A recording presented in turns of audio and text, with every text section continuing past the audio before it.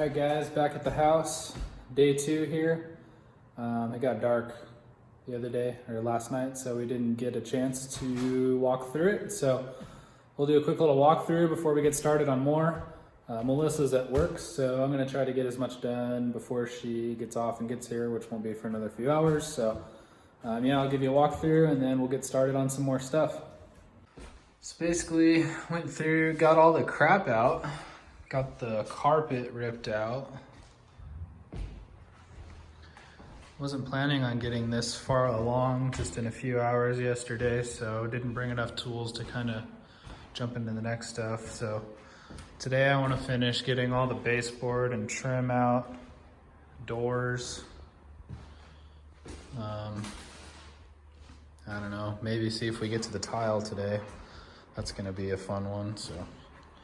Not looking forward to that, but maybe take out the countertops. I'm not sure how they were installed, so we'll see how hard those are to get out. Basically just got everything cleaned up and carpet out, so get this thing taken down. I gotta figure out where the water shuts off so I can disconnect all this stuff and get this floor out.